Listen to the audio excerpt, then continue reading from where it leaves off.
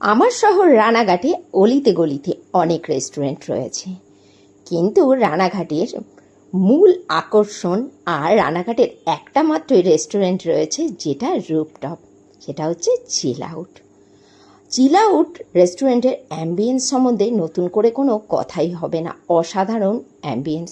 যদিও বা আজকে তোমাদের মূল আকর্ষণ যেটা রুফটপ রেস্টুরেন্ট সেটা দেখাতে পারলাম না, কেননা প্রচণ্ড বাইরে বৃষ্টি পড়ছিল। যে রুফটপে উঠলে অর্ধেক রানাঘাট শহরটাকে দেখা যায় এক পলকে।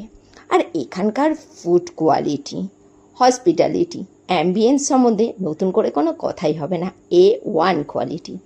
আমি তো মাঝে মাঝেই এই চিল আউট রেস্টুরেন্টে চলে আসি, কারণ এখানকার খাবারগুলো অসাধারণ। প্রথমেই নিয়েছিলাম একটা মজিতো, যেটার দাম নিয়েছিল 90 টাকা। তারপরেই নিয়েছিলাম ফিশ ফিঙ্গার 1 প্লেট, যার দাম নিয়েছিল 220 টাকা। 6 পিস ফিশ ফিঙ্গার ছিল। ফিশ ফিঙ্গারগুলো যথেষ্ট সাইজে বড় ছিল আর খেতেও অসাধারণ ছিল। এরপরে নিয়েছিলাম একটা স্যালাড, যার দাম নিয়েছিল 60 টাকা। বাটার চিকেন মেন কোর্সে নিয়েছিলাম, বাটার চিকেন আর বাটার নান। বাটার চিকেনে 4 পিস বাটার চিকেন ছিল আর দাম নিয়েছিল 340 টাকা, আর একটা বাটার নানের দাম নিয়েছিল 40 টাকা করে। অসাধারণ এখানকার ফুড কোয়ালিটি, যেটা সম্বন্ধে নতুন করে আর কিছু বলারই নেই, যারা গেছো তারা তো জানোই।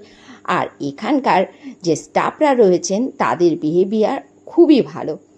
যারা এখনও চিল আউট রেস্টুরেন্টটা ট্রাই করোনি, অবশ্যই ট্রাই করো। আমি কিন্তু এখানে কিন্তু ব্র্যান্ড প্রমোশন করছি না, জাস্ট আমি গেছি বা আমি মাঝে মাঝে যাই, তাই তার ফিডব্যাকটা দিলাম।